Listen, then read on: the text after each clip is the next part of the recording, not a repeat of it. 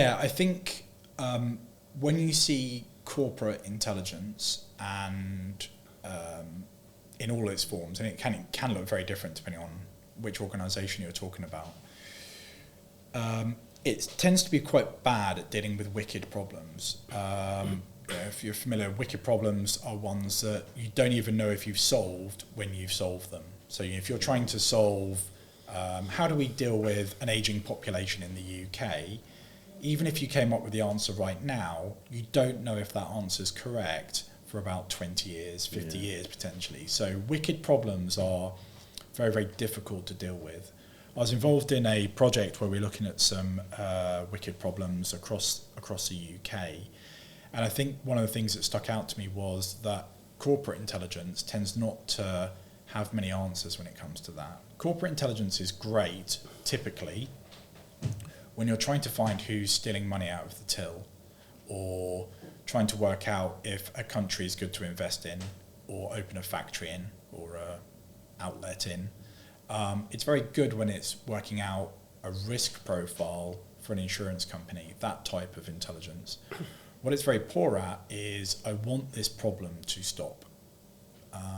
And one of the areas I see this blurring across is with more the law enforcement mindset. So think about law enforcement, say in London. Law enforcement would be very good at identifying where a knife crime had happened. They would know the victim's details, they would know the exact location, they'd probably know the exact time, and they might have a lot of evidence, CCTV footage for instance, and things like that. What they're less focused on in law enforcement tends to be things like, what are the drivers of knife crime, and which parts of society are most likely to be involved in knife crime. That's something that they don't tend to focus on because they're not rewarded for focusing on that, to be frank. They're rewarded for solving crimes, not for preventing crimes. And I think corporate intelligence has a lot of law enforcement people in it, and it carries over that same culture.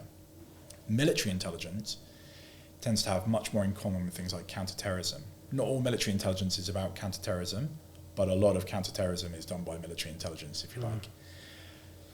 Obviously, counterterrorism would never be acceptable to do that way. If a significant terrorist attack occurred in the UK and the public said, well, what's all that about? And the answer from military intelligence was, well, we don't know when the next one's going to be, but we understand exactly how they did the last one. That would not be a good answer. That would not be an acceptable answer. So there is an ethos and a culture in military intelligence which is about getting ahead of the problem. There is an ethos and a culture in most corporate intelligence, and I'd probably say corporate intelligence and security, which is about dealing with the current problem. And that's a slightly different mindset, I think. Yeah.